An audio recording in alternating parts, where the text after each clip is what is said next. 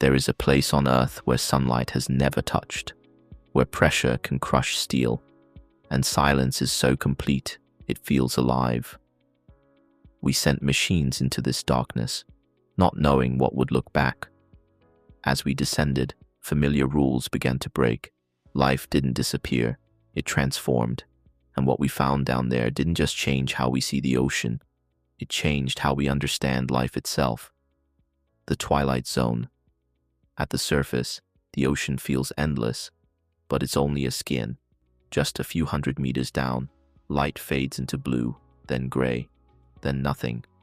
This is the twilight zone, where day and night blur into a permanent dusk. Here, food is scarce. No plants grow, nothing photosynthesizes, yet life thrives. Fish here have eyes so large they seem impossible, like telescopes built into flesh. Some can detect a single photon of light. Others have gone the opposite direction. They're nearly blind, because in this world, seeing isn't always believing. Scientists still don't know how some of these animals decide whether vision is worth the energy cost. It raises a larger question. How does evolution choose what to keep and what to abandon? As we descend further, even these faint glimmers vanish. Bioluminescence. In total darkness, something flashes, then another, and another. Down here, light is not a luxury, it's a language. Creatures generate their own glow through bioluminescence, a chemical reaction inside their bodies. Blue, green, sometimes red, nearly invisible in deep water. Some use light to hunt, a lure dangling like a star in the void. Others use it to vanish, matching the faint glow above them to erase their own shadow. And some flash patterns scientists believe may be communication. But here's the mystery. We don't know what most of these signals mean. Are they warnings, mating calls, territorial threats? What we've discovered only deepens the mystery, because the deeper we go, the more complex this glowing conversation becomes. And below us, something even stranger waits. The midnight zone. 1 kilometer down, pressure here is more than 100 times what we experience on land. Enough to collapse lungs instantly, enough to shatter bone.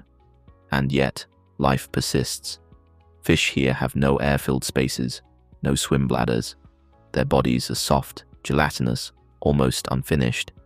Not because they are weak, but because rigidity would kill them. Their proteins are folded differently. Their cell membranes stay flexible under crushing force.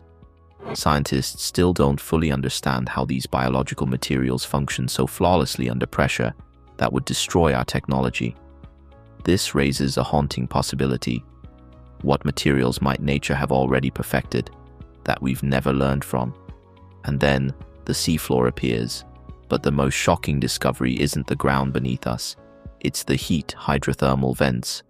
From cracks in the Earth's crust, superheated water erupts, hotter than boiling, rich with toxic chemicals. This should be a dead zone. Instead, it's an oasis. Towering tube worms, blind shrimp, alien-looking crabs. None of them rely on sunlight. Instead, bacteria here convert chemicals like hydrogen sulfide into energy, a process called chemosynthesis. Life powered by the planet itself. Scientists believe ecosystems like this may resemble the earliest life on Earth, and possibly life elsewhere, because if life can thrive here, in darkness, heat, and poison, then where else might it exist? On Europa, on Enceladus, on worlds we haven't even seen yet. But even here we encounter limits, or so we thought. Hadals and trenches. We descend into ocean trenches, deeper than Mount Everest is tall. Here, the pressure is almost unimaginable, yet small, translucent creatures drift through the darkness. Amphipods, microbes, life at the very edge of survivability. Some of these organisms incorporate pressure-resistant molecules that act like biological shock absorbers. Others metabolize at speeds so slow they barely register as alive.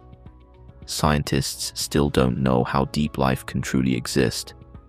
Every time we think we've reached the bottom, something is already there, waiting. which leads to a question we're not ready to answer. Is the deep ocean a boundary or a beginning? We've explored more of the moon than our own deep seas.